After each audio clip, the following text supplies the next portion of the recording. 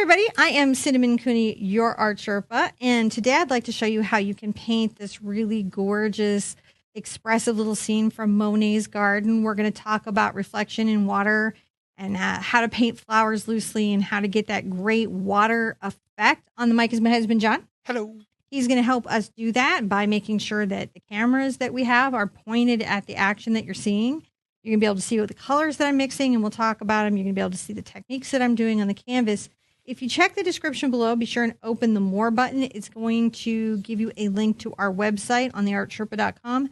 That link gives you access to a free downloadable traceable, to a grid, to references for this painting, but also a step-by-step mini book. If you're here for Acrylic April, which is a 30-day painting challenge, adventure, journey. Adventure. Definitely adventure. Definitely an adventure. Choose your own adventure. I think this is day 15. We're at the halfway point. So I just want to say, if you're here at the halfway point, congratulations. It takes a lot to get here. I do this with you guys. I just do it a little bit ahead of you. So I go through the things that you're doing. You may notice that we are more mellow today, and that's because we got our second COVID vaccine. Second COVID vaccine. So we're Moderna. So we're okay. Yeah. And it's just a little tired, just a little bit. We recognize it, and we're like, well, that's okay. It's a nice day to do this painting, and what a great kind of midway mark to make it. So that but we're fine. Yes. We're totally all right. Just a little chilled today. And if you're brand new here, this is much chiller than we normally are. I don't want to lure you into thinking that we're super relaxing all the time, because I like to say we're like a morning show. A little more high energy. Really, there's nothing to do but get your resources so that you have all that extra support. If you've never seen this turntable, really, really do please get the mini book, because how you would use that is you would get to the step that we're on, which is time stamped down below, and the chapters are all marked. So when you're on that step, if I'm turned at the side, I don't think I did it that much on this one, but if I'm turned at the side, you can reference against the step. And then you'll see this very zoomed in up close of what I'm doing, but you can see it on the step, and it will help your brain make like huge connections. You'll have major art breakthroughs. And that is my favorite thing to give to everyone, because like my whole purpose on being here is to convince you that you can paint. It's like all I'm about every day. Yep. Convince you can paint. And to that purpose, get your brushes, get your paint, and come back and meet me with easel right now. We're going to paint this. So the materials for today's lesson are an 8x8 surface. I have a wish or intention that I put on my canvas for you with watercolor pencil, so it'll go into the paint, which is that you remain in your best personal health, whatever that is, in your own personal health journey, that you're just at your best personal place that you could be feeling. Mm-hmm. That's certainly close to my heart right now because we just got the vaccines, as I mentioned earlier, and so a little lower key, but everybody is okay, right? And I'm making adjustments to the painting journey so that things are sustainable. And I highly recommend that you guys do that too as you're painting along. The phthalo green, cad yellow, phthalo blue, burnt sienna, ultramarine blue, quinacridone magenta, cad yellow, titanium white, and I have another little area of cad yellow and Mars black. So these are going to be the colors. We're going to be using a lot of this today. It's going to be a lot of fun about learning how to do greens. We're going to try to keep it kind of light and loose, and around an hour today. Mm-hmm. So that fingers crossed, because that's the thing about where I'm at. But I think you're going to love the lesson. You're going to enjoy what you learn how to do, and you're going to appreciate how we break it down. Speaking of, let's give them a step and start on with step one.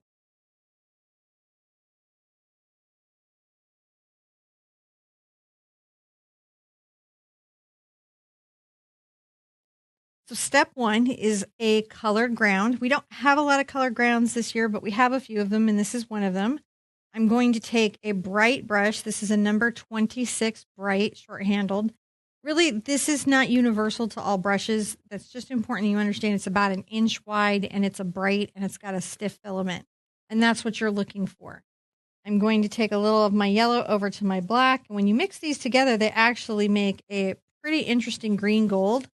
And I'm going to paint all of the surface this deep green gold. Now, I want it to be the deeper green gold that the black and yellow makes. Mm-hmm. So I'm definitely going to be doing more black then yellow to get the green gold. And that way the pond and everything here will have a nice depth. I think I'm going to kind of loosen up today and just work on core water skills, core foliage skills, and getting a nice composition. That's my plan anyways. Every day you got to have a plan. That's my plan. That's a good plan. It felt like a good plan for the day. How are you doing, babe? Pretty good. You doing okay? Yeah.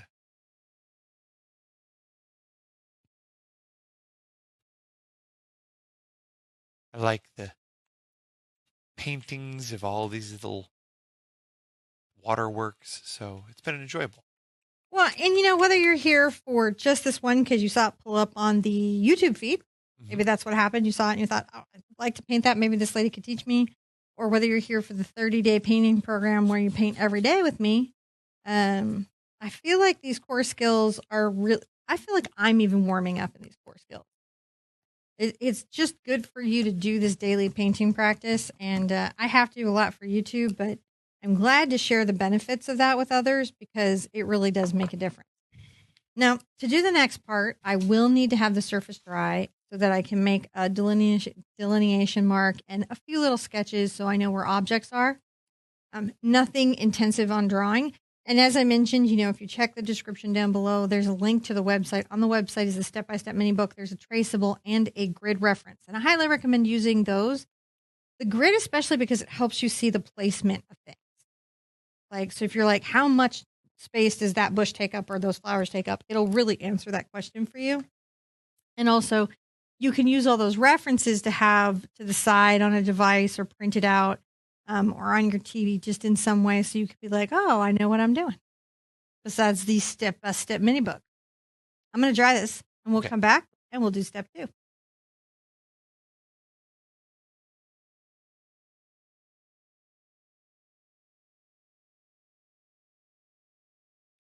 So we're going to kind of create some zones where we know elements of the painting exist on the canvas. I'm going to take a T-square. If you're using the traceable, this would be the time that you would use the traceable. If you're doing the gridding method, this would be that moment when you would do that. And if you don't know how to do that, the mini book has step-by-step written out instructions on how to do that. I'm going to take my T-square measure from the top and say, really? Let's give it a halfway inch mark. We're going to say that there are 2 zones in this and that's pretty evenly distributed. This is a chalk pencil, so it erases pretty well. I'm also going to talk a little bit about where I might have some of these lilies in my water. And that's just so that I'm making little ellipses to represent lilies. That's just so I don't put in a whole ton of work where I'm going to stop a lily or right over it, right? I just want to know where that is. Right here, I have kind of a green gold vegetation that I'm going to be doing. This is kind of a phthalo. Back here is kind of a phthalo. And then this through here is going to be a burnt sienna. So we're really going to be playing with those. And then because this is here, we're going to have the mirroring effect that we're expecting to have. So I'm going to mark that out just so I know where it is. So it's a little Monet-like, a little bit weird. And that's really all we got to do on this step. That was the easiest step ever. That was very easy. Easy step. Make some squiggly lines. Know where stuff is on your painting. You can handle that.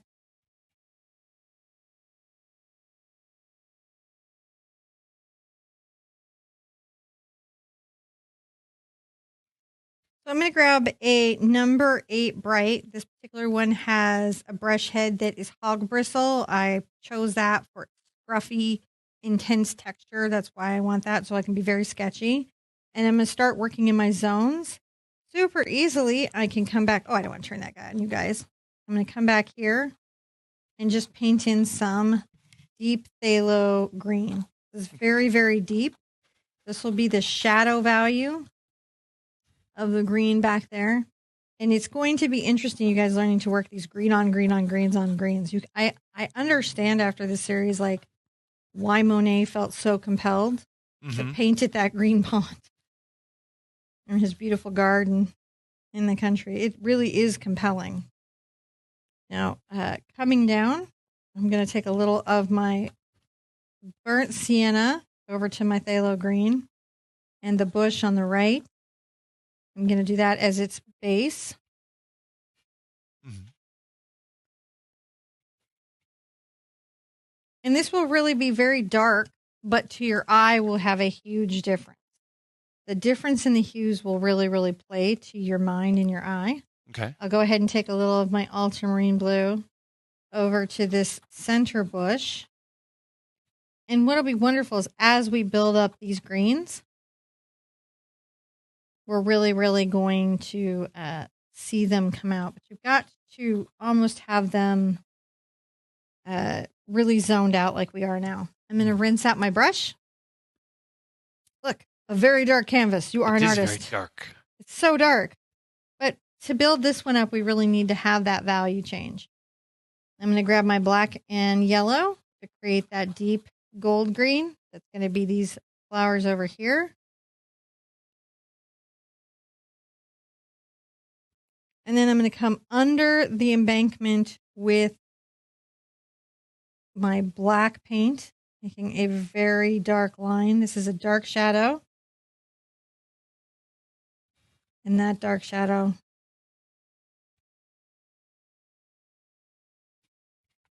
I'm going to start to come out this way. Now, I'm not going to worry about those zones of green because at this point, it's just nice to get this part of the water worked out. I'm going to add a little of my yellow and green together and pull this straight and creating some of those reflections.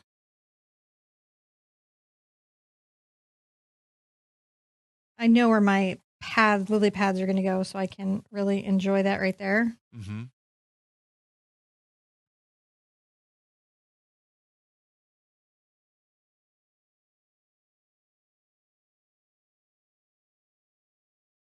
And this will be the darkest step 3 like ever in the history of step 3s. It'll be like a very dark canvas was enjoyed by all. It was the underpainting. Well, I'm going to just turn this for side for a second, guys. Don't turn your heads when I turn my turntable to the side. Don't do that. That's not good for your posture. If you are having trouble orienting on the step, print out the mini book, have it to the sides so that you're orienting straight on it. So how I would use the mini book is like this. I would have my mini book on my tablet. Maybe you don't want to use a printer ink. And I would have it on the step that I was on. Mm-hmm. And then as you see John zoom into the technique, you'll be able to orient because he always lets you see where my hands are, where I'm at on that step. Keep your step upright, but get the close-up zoom of how the technique is being executed. And that's how I would use those two things. And I think when you guys get the hang of it, it will become like your favorite. Mm-hmm. Very dark shadow. The darkest. Okay, we're done now. It's very abstract. Day 15. We are finished. Woo! If you don't know, this is part of a daily painting program. On top of individual lessons, these are part of a collective class about water in landscape. And so for some people doing this, you'll notice in the comments that they're going to talk about how tired they are. That's because they're on their day 15 painting. And maybe more because some people break it up into a couple of days because some of these paintings are big for a single painting for most people in a day. Are you ready to go on to the next step? I am. I'm going to dry this.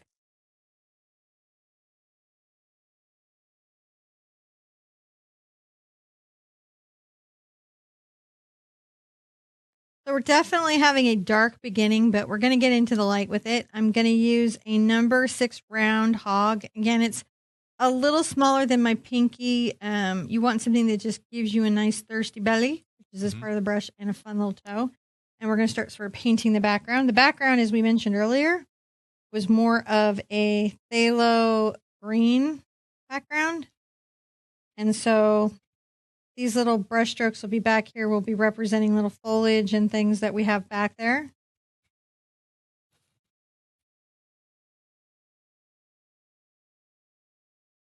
I'm going to make little kind of furtive marks.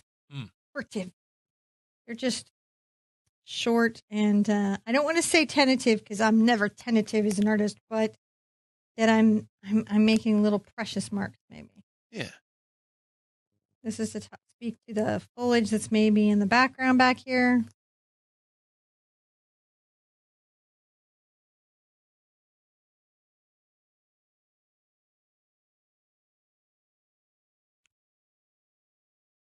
You don't want to get too bright into the yellow because it will pull too far forward and you need room Mm-hmm. to build up on the foliage. You really do.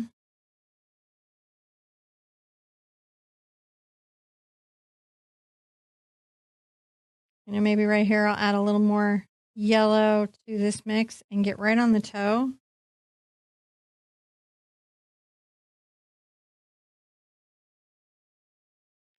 And to make some little prawn-like leaf shapes. Those are fun. Mm.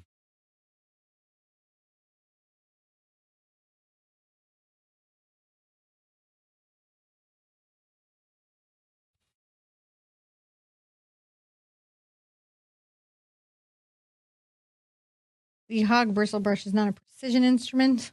Yeah. No, it can be, but in general, it's not that precision. Another thing I can do is I can come into my phthalo green and just a smidge of my titanium white, and you'll notice that gives me almost a mint. Mm-hmm. That's another nice deep foliage that I can be talking about that's happening perhaps over here. And if I want to, I can get a little quinacridone into it. I know, weird, but it's going to cast it purple, which often low light plants are a titch purple. Isn't that wild? Wow. Yeah. And you wouldn't normally think to use these two colors in this way, but they work beautifully in this way. I also will want to bring some of these colors to the water. I'm going to do the trick where I turn my canvas to the side. And remember, don't you turn your head. You don't want to do that. You want to make sure that you are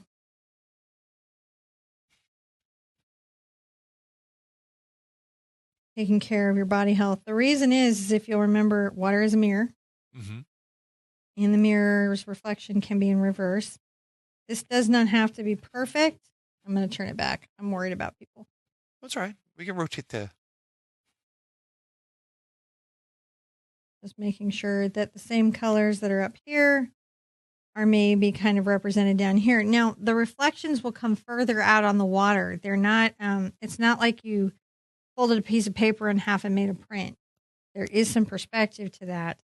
So that's important to be aware of when you're thinking about what could be going on showing in the water. Yeah. That you're not trying to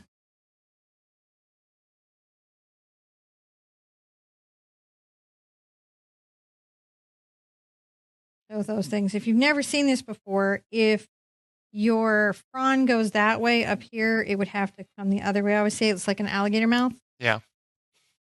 Remember the less than, greater than little mouths that we used to have? I do.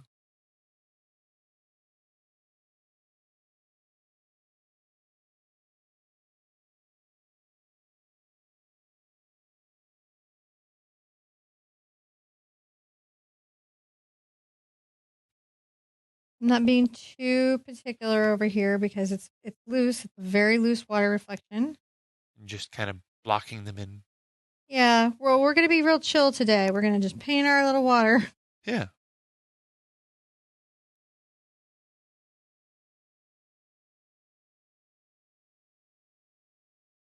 All right, let's call that a step.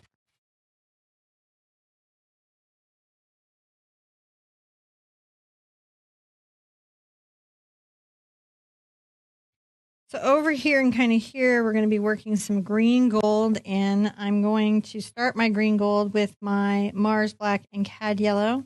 These actually, as we talked about earlier, make a wonderful green gold. And I'm going to make some darker green golds that are the underneath, very deep underneath of the embankment. Mm-hmm.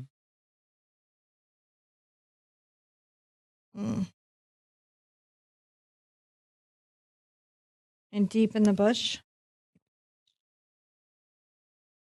This is kind of a cascading full bush that's coming out.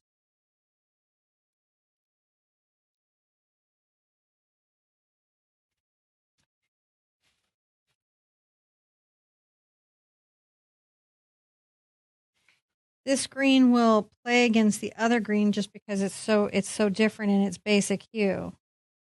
phthalo green is very specific as a color. A little more green gold than I meant. And then we'll switch to the ultramarine blue and the cad yellow to get an even brighter green gold. And that will create some real interesting drama. Mm. I'm just tapping the brush. I'm just engaging and releasing the brush. I'm just painting very loosely today. One of the I like things. how the What? I just like how the foliage emerges from the darkness. It just comes out. The thing to think about, guys, when you're painting like this is that you can really only paint looser when you understand how things are constructed in the world. Right? If you don't understand how water is done or painted in nature, you can't really loosen up with it and kind of have like a loose day. Yeah. You have to understand how the reflections work or that water is a mirror. So if you're going to have a looser day painting, you have a fundamental knowledge of what that would look like.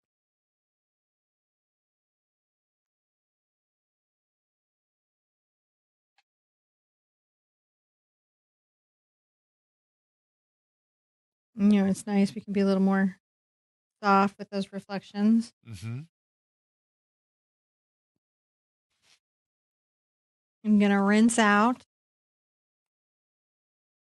And I'm also going to take a little of my ultramarine blue, burnt sienna, and a ton of my titanium white.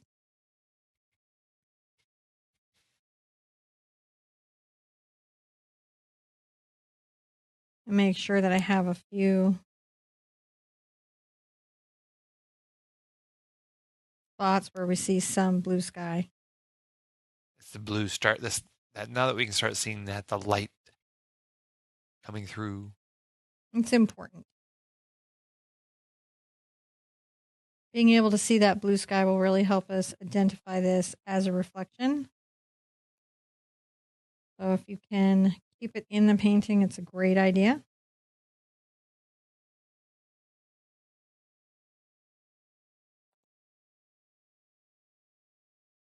Here we'll start the phthalo green, and we've also got the burnt sienna and phthalo. So we can maybe we come over here actually and do burnt sienna and phthalo green and a little cad yellow.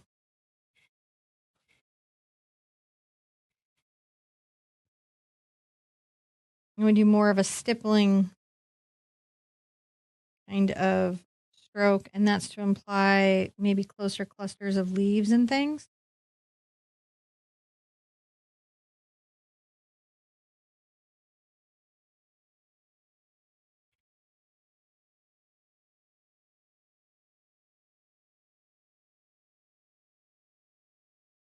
Stippling up and down. If your brush is too wet, you just dry it off with your towel.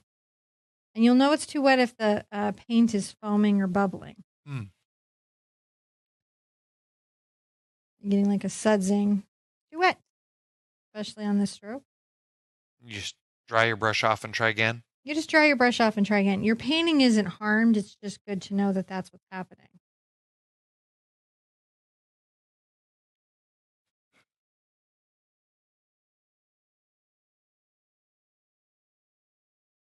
You know, I'm going to maybe do a very similar thing over here.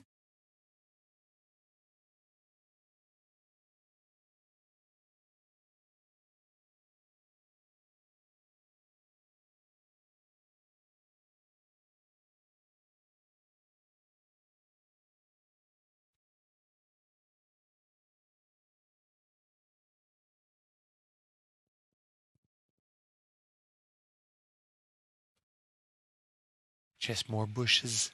Just more bushes. Still pretty dark though. We're still kind of building up the depth of foliage and reflection, which we haven't gotten into too much. And then I'm going to want to put in some of my phthalo green, phthalo yellow here in the center.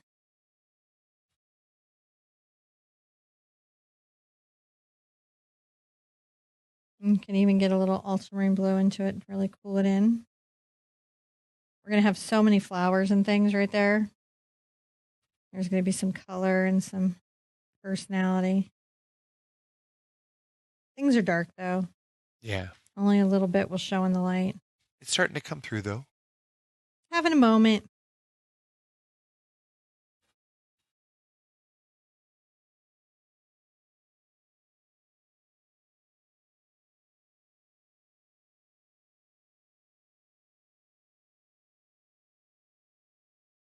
You know, we've got a lot of lily pads here, so don't get too into every bit of detail at this stage. Uh-huh. Let's call this a step, and we can photograph that. All right.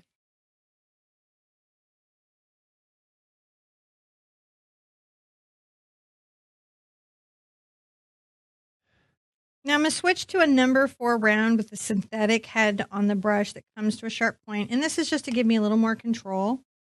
I'm going to take a little of my green and yellow and ultramarine, burnt sienna together. And I'm going to make some lily pads. Lily pads will kind of bias between the brown and the yellow. And let's just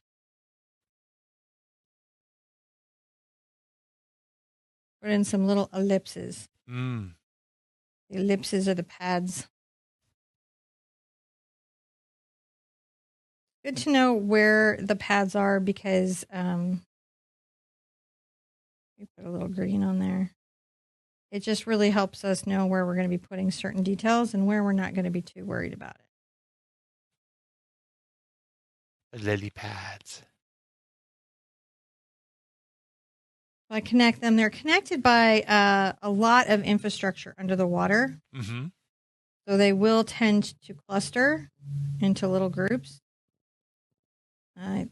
People get real concerned about the flowers on them.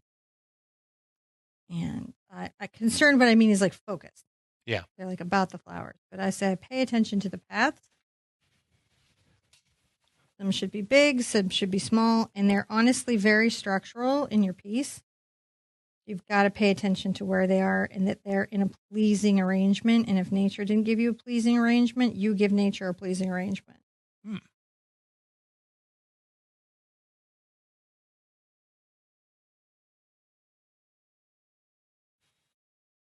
The lily pads. They have emerged. They're there.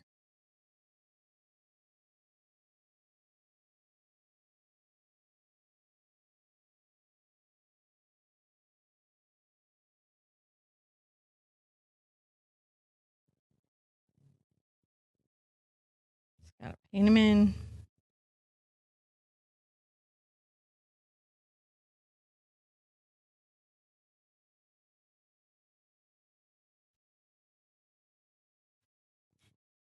So many. There are so many. But that's okay. They like to grow on the surface now. They tend to grow together in communities. And they do sometimes layer over each other. These are not the same as lotus flowers, which are sometimes people mix up lotuses with lilies. I did not know that. Yeah, these are very different. Lotuses have a lip often around this edge.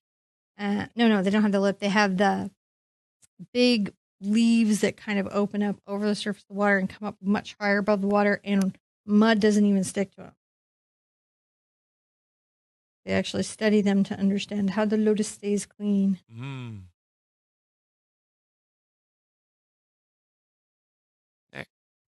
I've heard different things that these are good and or bad for your pond. So hyacinths and lilies do clean the water of the pond, but they can overgrow it really quickly. So you have to have a plan to tend them or garden them. Huh. Right? You don't want to just hope it all works out. While that's having a little bit of a dry, I'm going to take some of my phthalo blue and titanium white. Some very light colors and come here and sort of tap little bits of sparkle out on my water.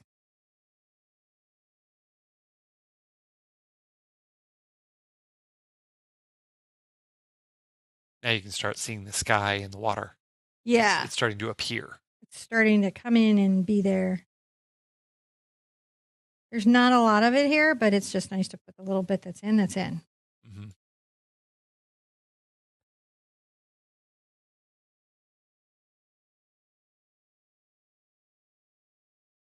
And the other thing is that when you really, really show it, it creates a little corridor of light too that can kind of pull you into what's going on in the image.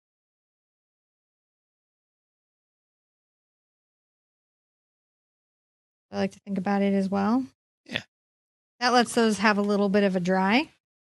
I'm going to get some brown and yellow together over here where my green already was.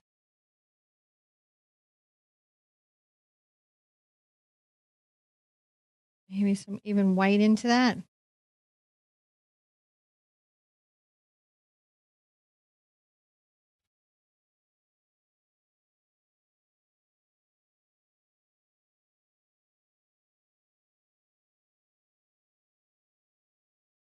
Start creating some dimensionality. You can see with that edge starting to form on them. Sure. Yes, sure. Yes, we can. Well, I mean, what's there to say you're painting the edge of a lily pad? No, it's so true, right? It's so true. I think what it is for me right now, sometimes, I always enjoy painting. Right? But certainly coming like.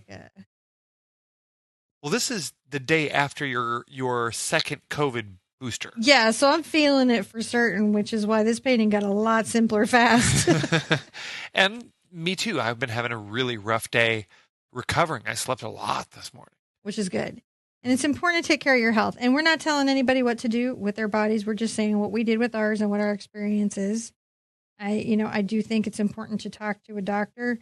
I just want to say that because, man, everybody advocates for everything these days. And I don't advocate on medical issues. That's between people and their doctor. Yes. But you should see your doctor and talk to them. About it. About everything that you have questions about. That are medical. And they'll tell you. Don't just consult the internet. Yeah, don't consult the internet. Consult your doctor. And they'll tell you if they can't answer the question and where to go for further answers. Yeah. So, on that note. There's our PSA. I'm adding a little bit of phthalo green to this. Just coming around and kind of trying to make some dimensionality and interesting stuff go on with my lily pads. Fun to do. Playing with the colors. I like to do that. So yeah, if I'm totally okay. I'm totally okay. I think we're just feeling a little. I'm not feeling salty though. I'm not salty. I would love to be salty. Salty is like, I got to be pretty good to feel salty. I'm just going between all the different little greens and giving these guys lots and lots and lots of personality. Another fun thing that you can do is you can come in with a little bit of the burnt sienna, maybe even a little of the Mars Black, but mostly burnt sienna.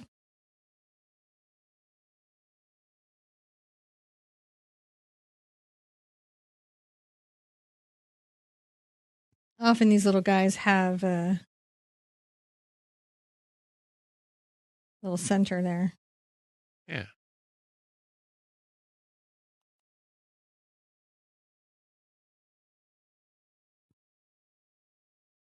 A little white and yellow, and that brown's in there, so the base mix is still present.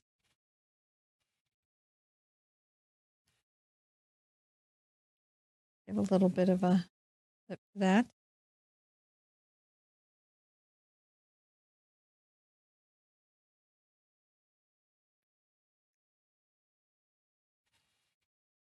More highlights going on them. Yeah. Yes. Maybe. They are. That's what you're doing. There are. I'm doing these in very nice curves to help inform the shape of what I'm looking at. Mm-hmm.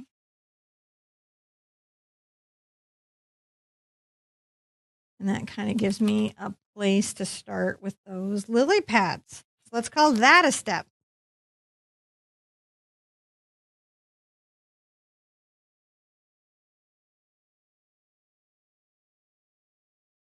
So one of the fun parts of this particular painting is the cluster of flowers. And this is, if you're wondering, is this Monet's garden? This is actually from Monet's garden. This is real deal, real place, real image. I'm going to take a little of my... Cool. Oh, I'm sorry. Interrupting, John. No, I just think it's cool. It is cool, isn't it? I'm going to take a little of my ultramarine and quinacridone. And I'm going to tuck in some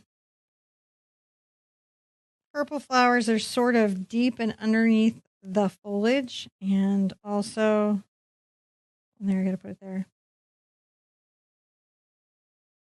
Trying to make sure that there's some reflections that are happening.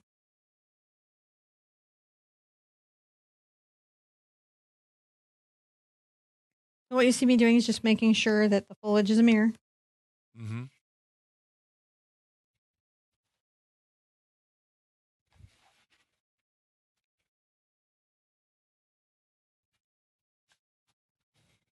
And I will definitely bring this out in varying degrees of purple to the water out here.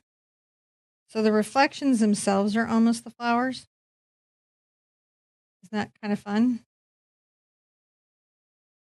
I think this is why this attracts artists year after year to come in and really get involved with it. I'm going to take my phthalo green and just my cad yellow, right? No, not worrying about other types. And I'm going to just speak to different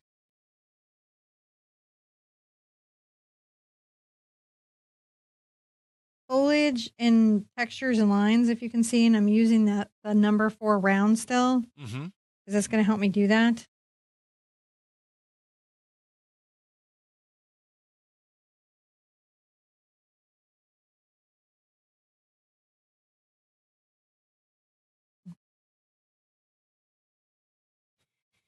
When I'm turning my canvas is just to make sure that my reflections are arcing out the right way.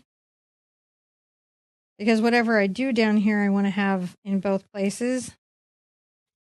Mm-hmm. That's what will help it keep it looking like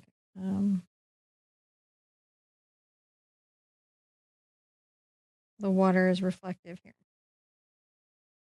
I am going to keep a dark shadow under everything.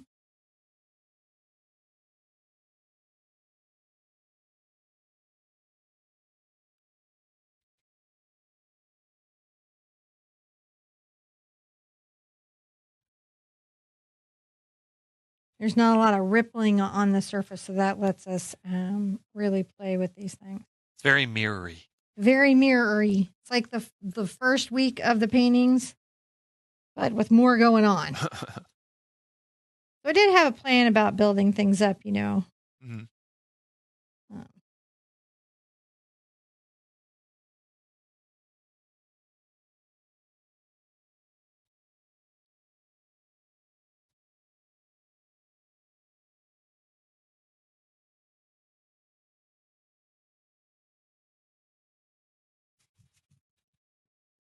Bring a little fine line down here. Mm-hmm.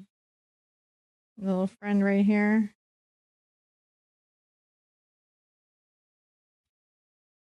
A little friend right there.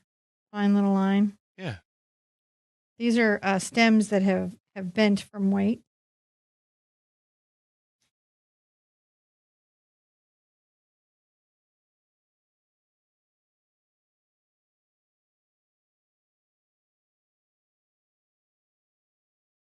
And then just kind of mimic a few of those reflections coming back.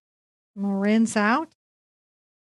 And let's start putting in some fun flowers. The first fun flower I would like to suggest to you is if you take your quinacridone magenta and your cad red and you mix them together. This is like one of my very favorite reds in acrylic painting. Very unique. And it will absolutely pop on the canvas. Ooh, it does. Much like with the irises, I'm painting the shape of the flower, not each individual petal. Mm. It can be real dangerous to get into each individual petal. Dangerous is a strong word, but it's problematic.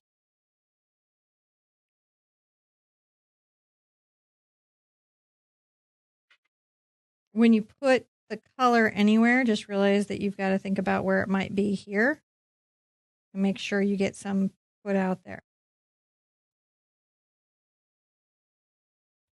Just like you're getting to paint the flowers twice.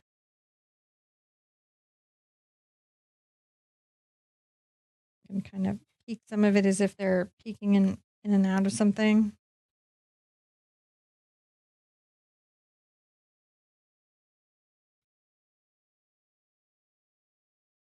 If you want to, you grab a little bit of white. Mm-hmm.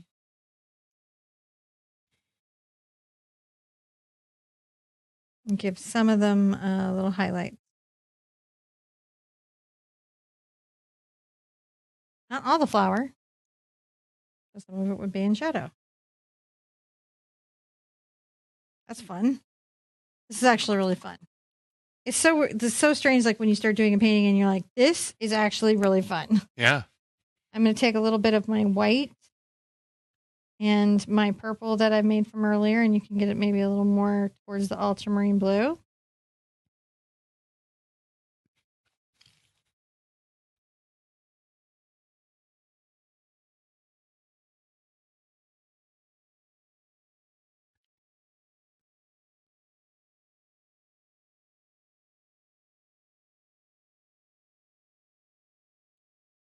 Make sure that you've got your reflections matching.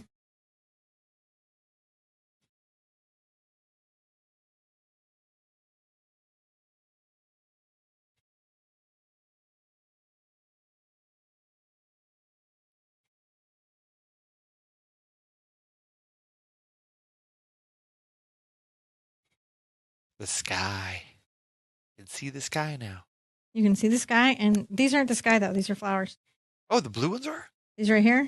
Up here are little flowers. They will be in a minute. Oh. You got to have a center. You got to give them a white highlight and a bit of a center. Sometimes they can start to go a little pink. You can grab a little pink into them, but they're lighter. And when we're all done, we'll put a little dark center on them. There's almost a cloud of them here. So again, like with everything, we're painting the shapes. Like if there's a shape of clusters, we paint the shape of clusters. We don't paint the individual flowers. Mm-hmm. This reminds me a lot of the Kiss with Clint. I can never say the name correctly.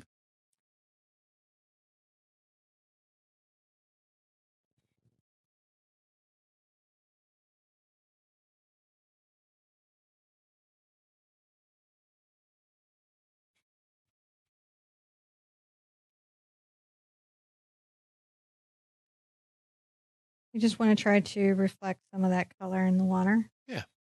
Because that's what gives it its charm. It's fun to like come back and like, okay, like maybe like these will be a little more purple, but you just imply that little bits of color are here. In this particular garden, the color is just, it pops in everywhere. Kind of like that classic, like wild garden. Kind of think of in the English garden kind of sense. I'll get into my little blue over here. Just tapping out little bits of color.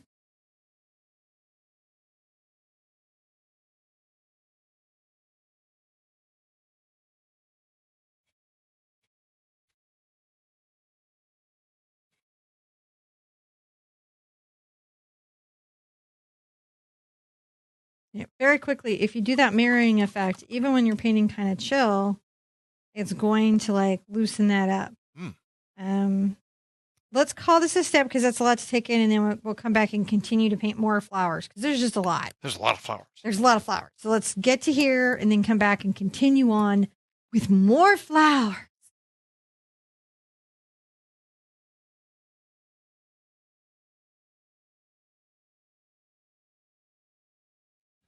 So going to continue on. If you're brand new to the channel, this is do not expect this calm regularly. That's not our normal vibe. No?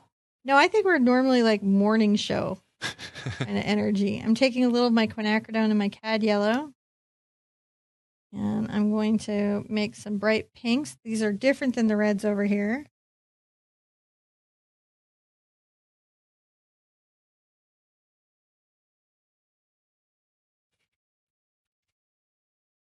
What's great is when you cluster these together,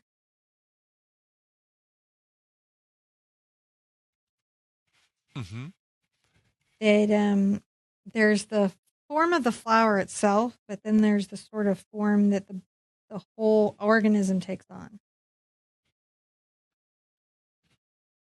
And that's a little bit far down, so I'll remove that because I do want that dark shadow under. So if I were to take a flower down here, then you might have a flower there in that space because it would reflect there. You'd have to have the reflection of the flower.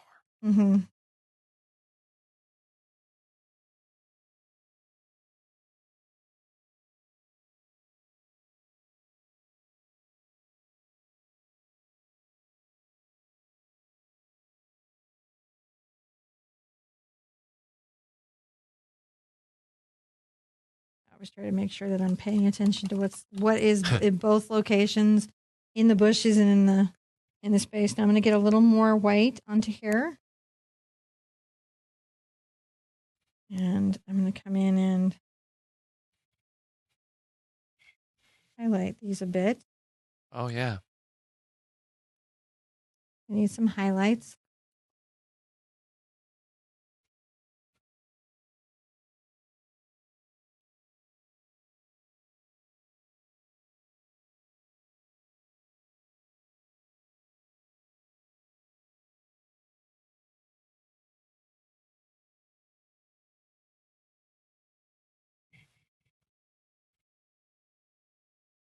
You're just mimicking as it, like up top, down below.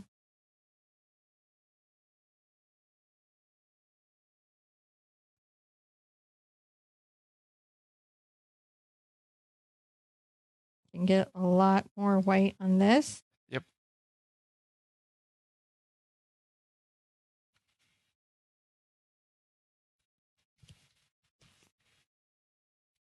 Oh, the flowers. Yeah. Just pretty flowers.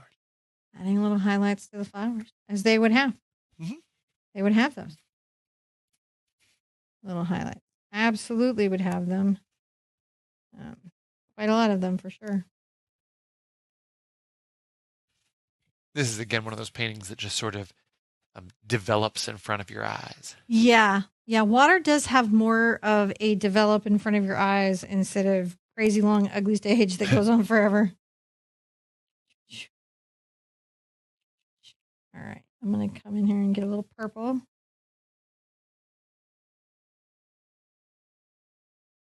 And some flower faces and add some little purples to them.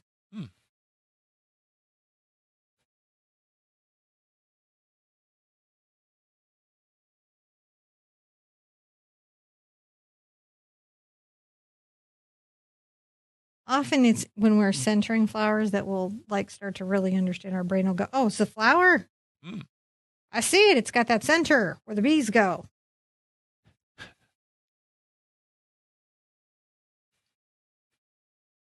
The bees know where to land. You know? I do. And that's okay with me because I do not have bee allergies. It would be scary, though, if you had bee allergies. Yeah. I think considering how life-saving EpiPens are, they should be like $15 and we should all carry one. I think they should just be everywhere. Just everywhere. Like heart, like AEDs. Just, I agree. I'm not in charge of anything. No one's ever put me in charge of anything. But if I were in charge of anything, that's something I would definitely would want to see happen. I'm going to add a little white.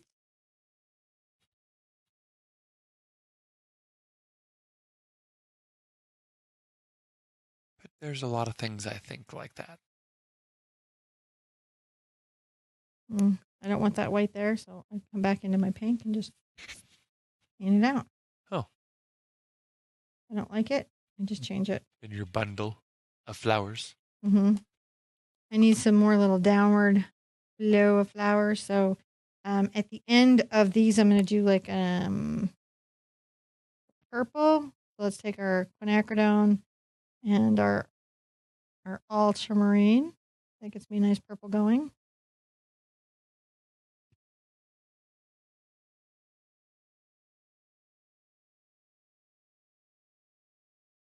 And I'm going to make one of those little clusters. Yeah.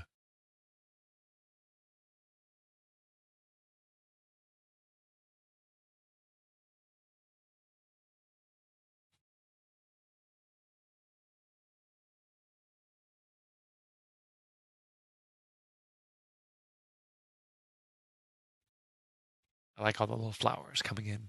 And then I'll grab a very light purple.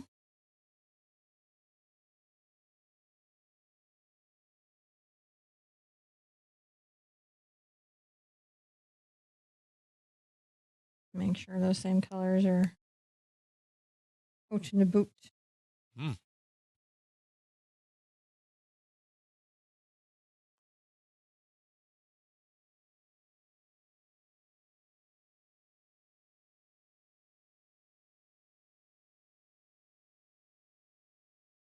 So it's just kind of fun to see how to put the color down in different places. It's just fun for me.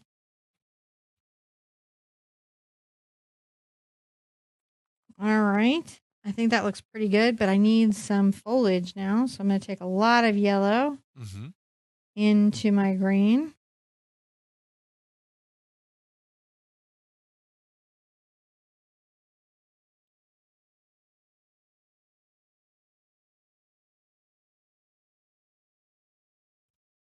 Oh, they really, really look like flowers now. Don't they? Mm-hmm. A little yellow and white.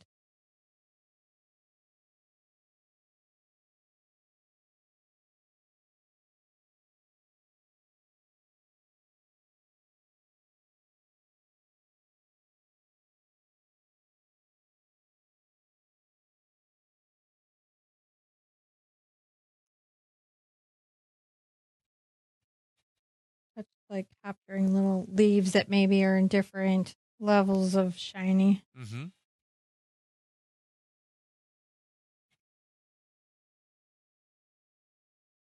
Just catching those reflections as well.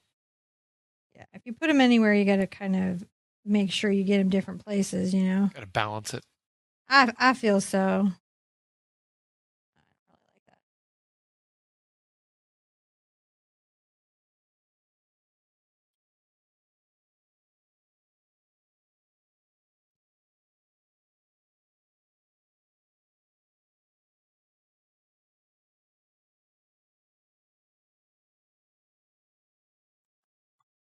That's looking pretty good. Yeah. Let's take a picture there and then put in a little more foliage. Okay.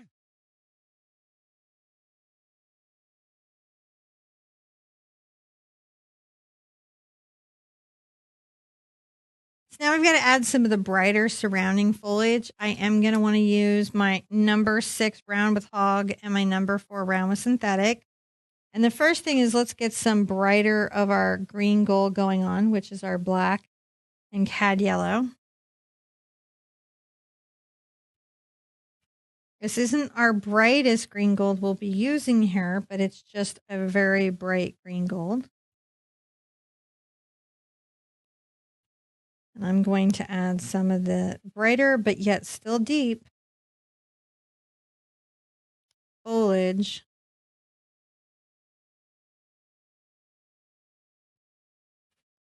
that's going on. Mm-hmm. If you're having trouble getting the reflections, you can always watch. If you've been here on the whole journey, you understand what we're doing. If this is the first time you run into this concept, you might want to do video 2 in the series. Huh.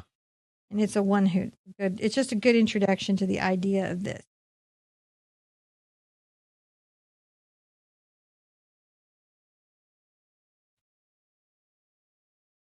Now, if that is where I'm at with that, and I do like that, that looks good. It's starting to brighten up. The next kind of green that I can get is if I take a little of my cad yellow and my ultramarine.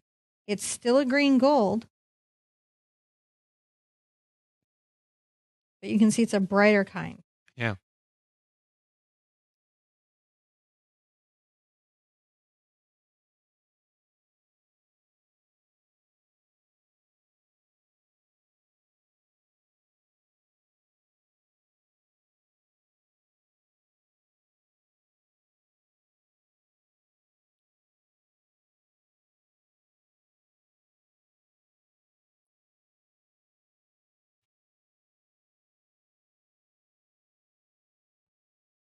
And try to come here and find those exact colors that I want.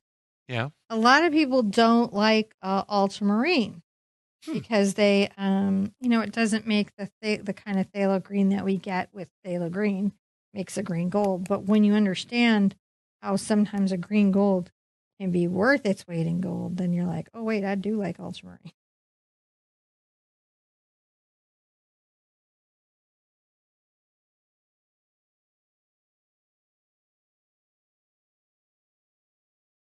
I'm just trying to make sure that I've got reflections that are what I would expect. It's really coming like together here. I don't want to take out all my dark green gold because that is what makes this bush feel very filled out. Mm-hmm.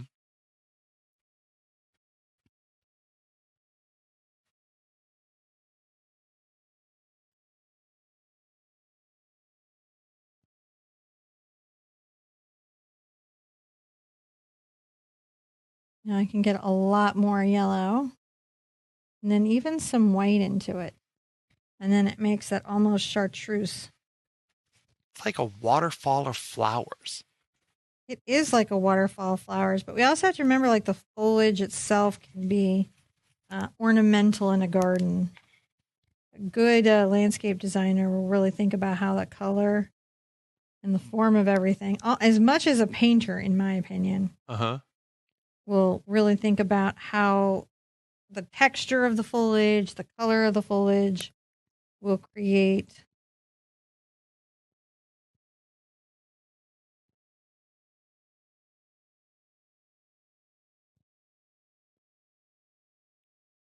form and shape in a garden.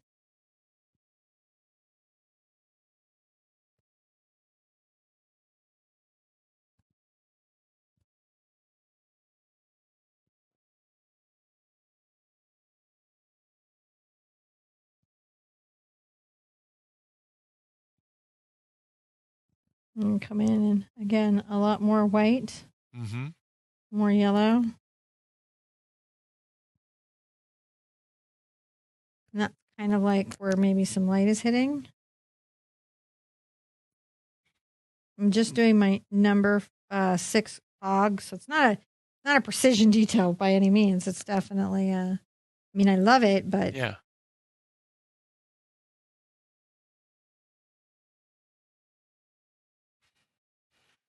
And you're still working with that loose hog brush. yeah.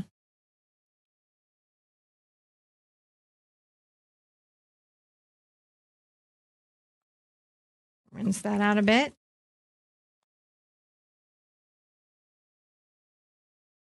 Now over here, I'm going to come over and do this bush, which has more of like this green and orange foliage going on, and it has real zones. So I am going to take a little of my cad yellow and my cad red and get some orange. A foot.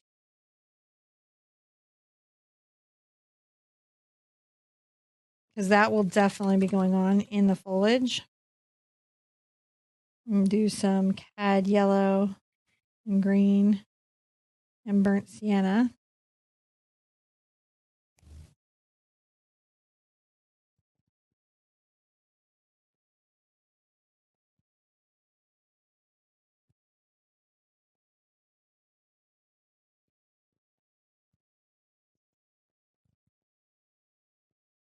Now this one I'll actually probably have to turn to get a good mirroring because it's a little more structured. Right.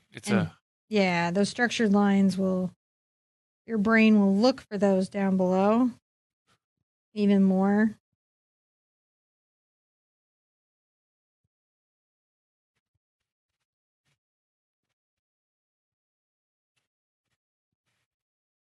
And getting between the orange and brown. And these are really nice. It's kind of a fun, light day. It is important on painting that you do pieces that sometimes are relaxing to your mind. You know, it's stretching you. It's, you're still painting, but it's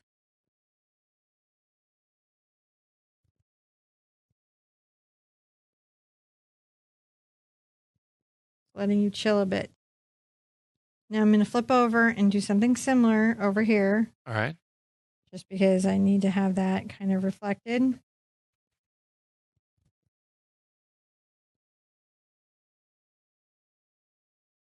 Not as precision, but still more precision than over here. So I've just flipped the canvas over. Yep. You're just keeping them loose little.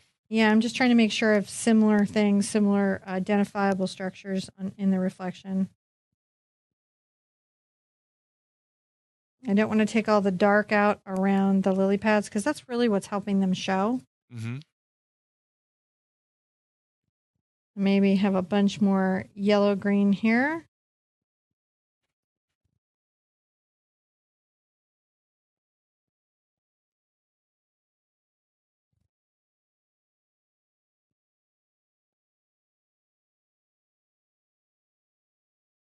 And I can even come over and get into my orange and green. Ooh.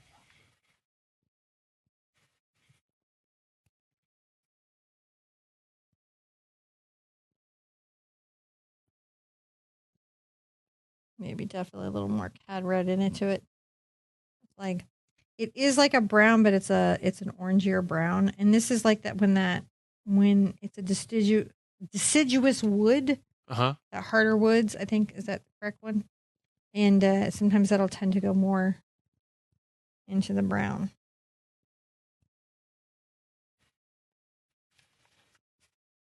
This has really turned into be a sort of flower party. It's a flower party. Welcome to the flower party. Flower party. Flower party.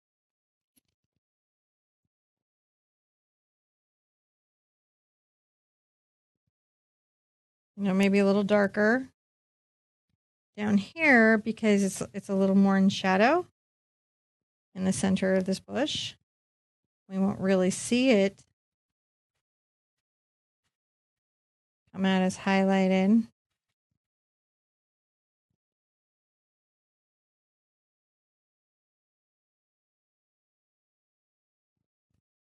Until it's really more in the sunlight. Hmm.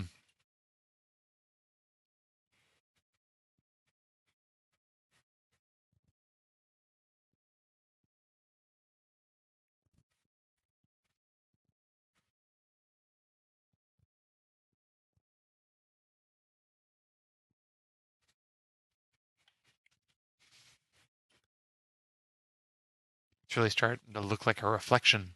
Isn't it? Yeah. A little relaxing work.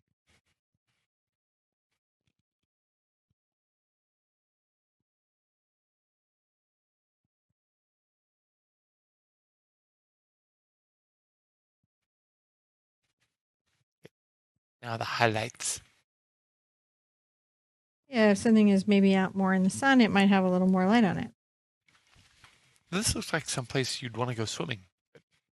Well, I think that the garden is open to the public, but you are not allowed to swim in any of the ponds. Well, I'm sure that not this particular one. That'd be a fun art retreat to do when we're done with our like local art retreats. We could do maybe Monet's garden art retreat. Mm-hmm. That'd be cool. Wouldn't it? Yeah.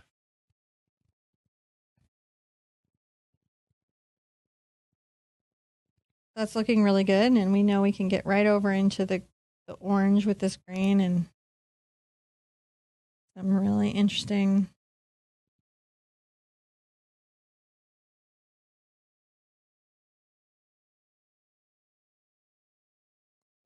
little effects there. Okay, let's call this a step, and then we'll come in and put the little finishing work. Okay.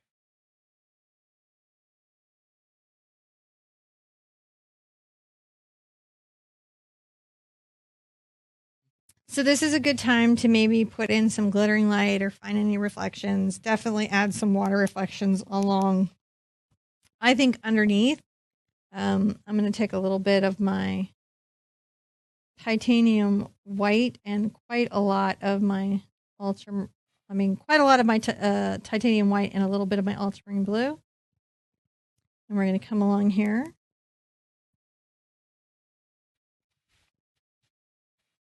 And just imply that maybe a little bit of water is reflected underneath in that space. Yeah. Just a little bit of shoreline. Also,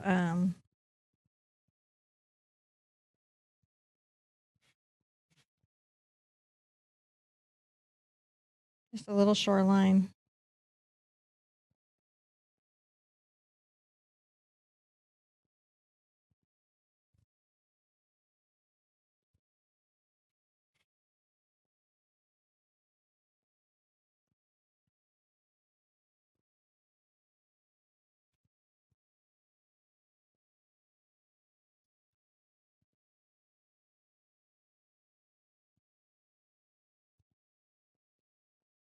I think it's fun to pop in little bits of sky too. Yeah.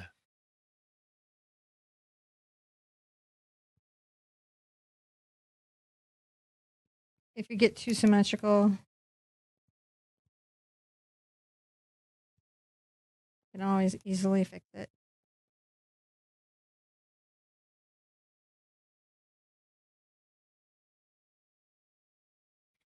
This is a really nice little garden. Nice little garden. I can understand why you'd want to have one like this. Why would you want to have one like this? Because it's so pretty. And this is that point where you come in and you go, do I need to have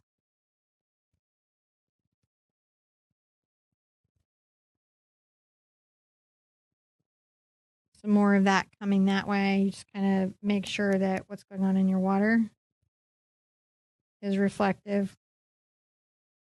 of what's happening on your canvas. Do those finishing touches. And when you're all happy, and I am happy, we're just going to call this a good place today.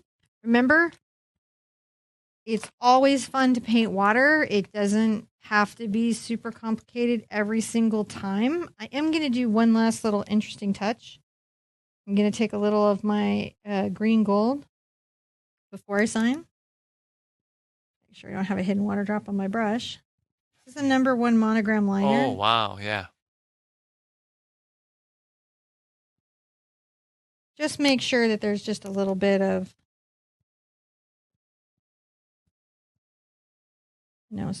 value where the lilies are maybe connecting a bit. We don't want them to sit, in the water. We want them to sit on the surface of the water. So sometimes it's nice to make sure that they're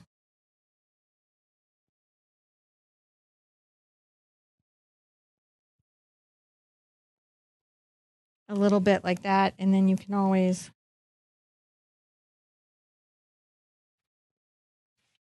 Ooh.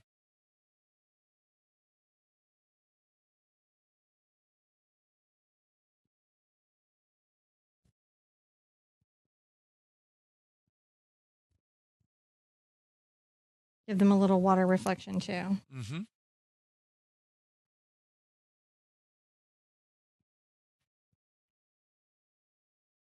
That really makes a big difference. Those highlights. Little highlights, little water sparkles. Water sparkles happen. They do. They do. And pick a nice neutral color that we've seen well represented in the painting.